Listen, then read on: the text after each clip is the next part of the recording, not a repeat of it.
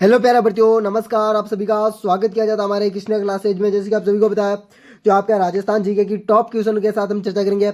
उससे पहले आज की ये साइंस की क्लास होने वाली है, जो रीड के लिए, जो आपकी रीड के लिए 2024 रीड के लिए, ठीक है ना।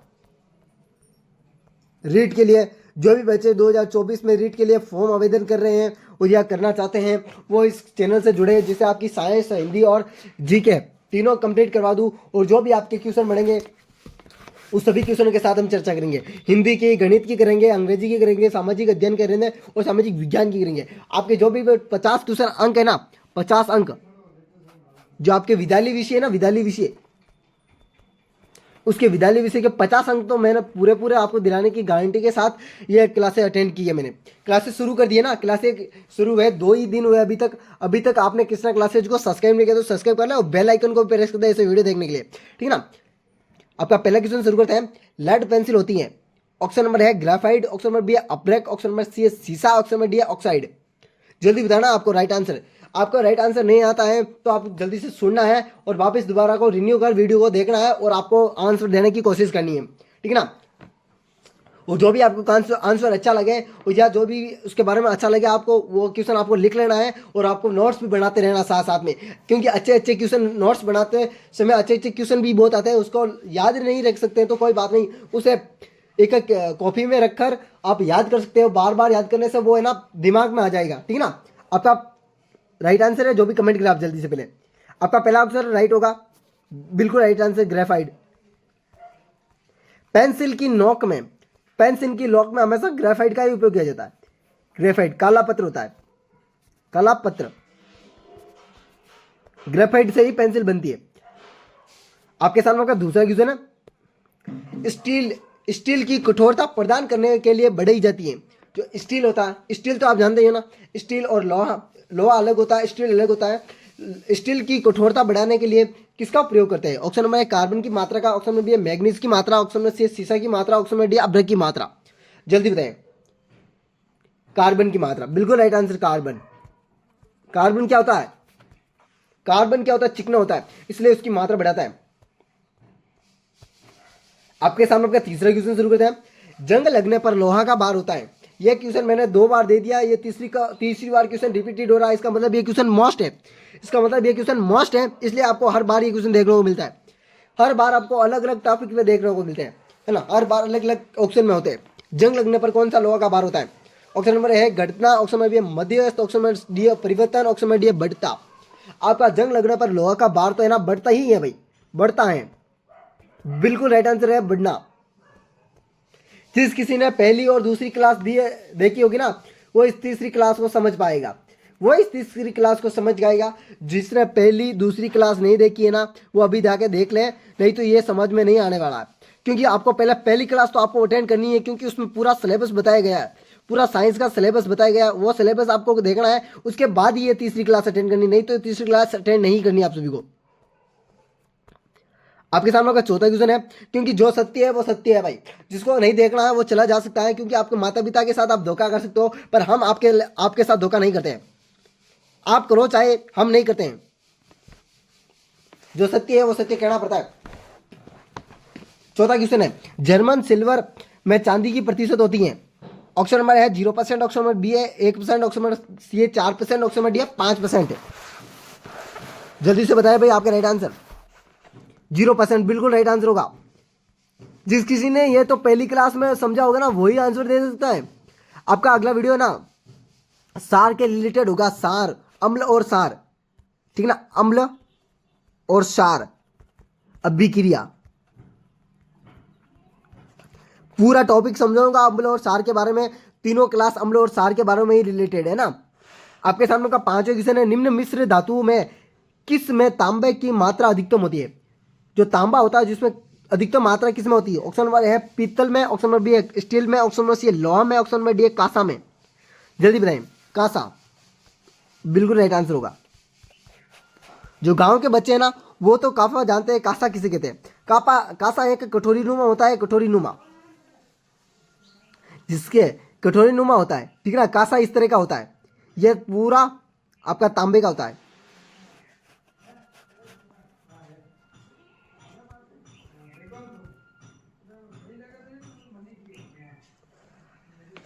आपके सामने आपका छठा क्वेश्चन, निम्नलिखित में से कौन सी धातु पीतल तथा कार्बन सिल्वर में उभय घटक के रूप में विद्यमान है। उभय घटक तो आप जानते हो ना, उभय घटक, अपघटक, घटक, यह तो आपको जानना पड़ेगा, आपको हिंदी सिलेबस में बताया जाएगा, घटक और अपघटक।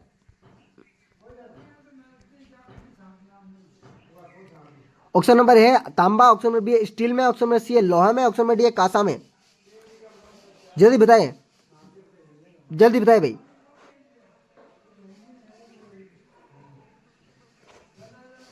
सिल्वर में उभय घटक के रूप में विद्यमान होता है, जल्दी से बताया है, आपको आंसर देना है इसका, जल्दी से बताएं। सातवें क्वेश्चन की ओर चलते हैं।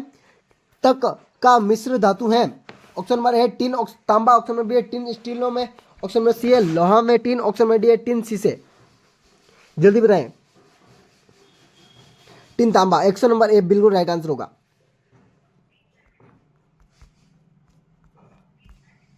साइंस को पढ़ने के लिए भाई मेहनत करनी पड़ेगी, साइंस को पढ़ने के लिए मेहनत करनी पड़ेगी। निम्नलिखित में से धातुओं में से कौन सी एक अम्लगत नहीं है। ऑप्शन नंबर है लोहा, ऑप्शन नंबर बी है जस्ता, ऑप्शन नंबर सी है तांबा, ऑप्शन नंबर डी है मैग्नीज। जल्दी बताएं, आपका होगा मैग्नीज।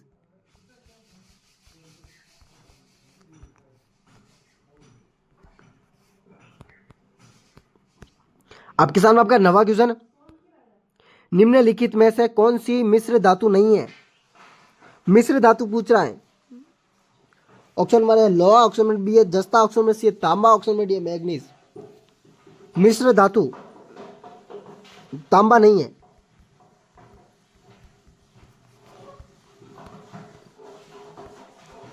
आपके सामने आपका 10वां क्वेश्चन, निम्न में से कौन सी धातु सामान्य ताप पर द्रव है। सामान्य ताप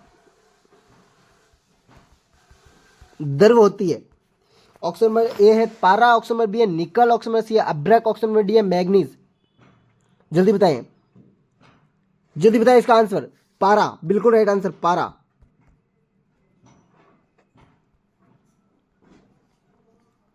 आपके सामने आपका 11वां क्वेश्चन, कौन सा उष्मा का सबसे बड़ा चालक है। उष्मा का चालक, ऑप्शन नंबर है पारा, ऑप्शन नंबर बी है निकल, ऑप्शन नंबर सी है अब्रक, ऑप्शन नंबर डी है मैग्नीज। आपका राइट आंसर पारा होगा। आपके सामने आपका 12वां क्वेश्चन है, निम्नलिखित में से सर्वाधिक कठोर धातु है। साथ साथ में यह बताना 372 के में जिप्सम गर्म करने पर क्या प्राप्त होता है। 372 के पर जिप्सम को गर्म करने पर क्या प्राप्त होता है। जल्दी से आंसर भी देना इसका।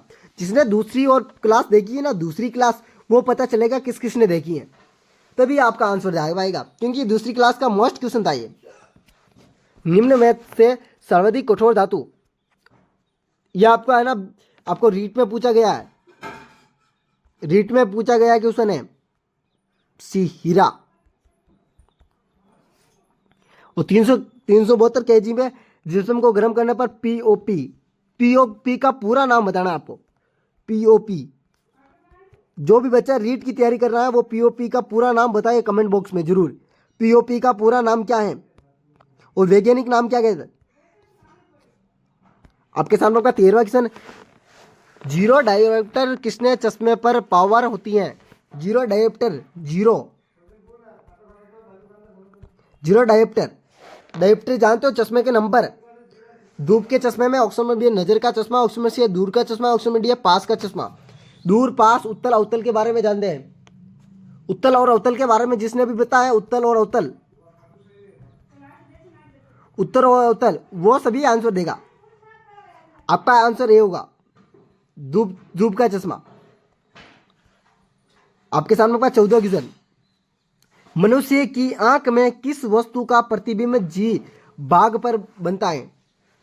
जी भाग तो जानते हो ना, मनुष्य की आंख किस प्रकार की होती है।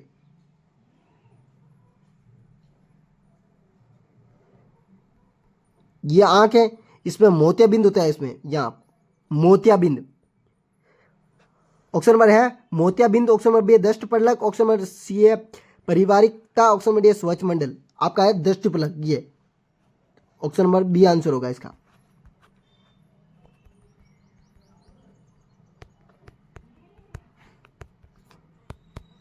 चलते हैं हम 15वें क्वेश्चन की ओर। 16 वाट की बिजली का बल्ब यदि 10 घंटे जले तो बिजली का खर्चा होगा। ऑप्शन नंबर ए 1 इकाई, ऑप्शन नंबर बी है 5 इकाई, ऑप्शन नंबर सी है 7 इकाई, ऑप्शन नंबर डी है 9 इकाई। जल्दी से बताना, यह क्वेश्चन आपका साइंस का है, जल्दी से बताओ, जल्दी से बताना है। इसका आंसर आप सभी को बताना है, जल्दी बताएं, जल्दी से बताना है। इसका आंसर देते ही आप सभी को अगला वीडियो बताऊंगा, जल्दी बताएं कितना होगा भाई।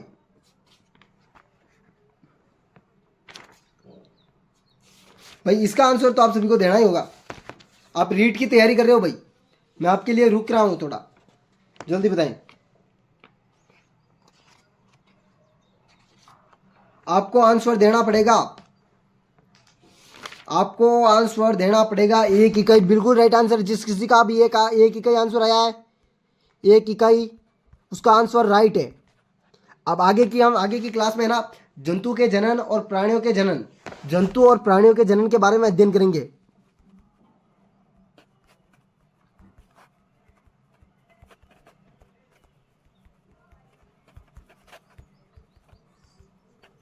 जनन अंगों के बारे में अध्ययन करेंगे चौथी क्लास में सॉरी, जंतु और प्राणियों के बारे में। उसके बाद में जीवों के श्वसन के परिवहन के बारे में चर्चा करेंगे। और उसके बाद में आपको जो प्रकाश संश्लेषण जो अवतल और उत्तल के बारे में है उसके बारे में बताएंगे। पूरी संपूर्ण जानकारी इस प्रकाश संश्लेषण, प्रकाश किस प्रकार होती है, रासायनिक परिवर्तन भी बताऊंगा और बल गति भी बताऊंगा, ठीक है ना। ऐसे वीडियो देखने के लिए हमारे कृष्ण क्लासेज को सब्सक्राइब कर देना, बेल आइकन को प्रेस कर देना ऐसे वीडियो देखने के लिए। राधे राधे, अगले वीडियो मिलते हैं। और किसी भी प्रकार की समस्या हो तो मुझे मैसेज कर सकते हैं इस नंबर पर, रीट वाले बच्चे ओनली फॉर।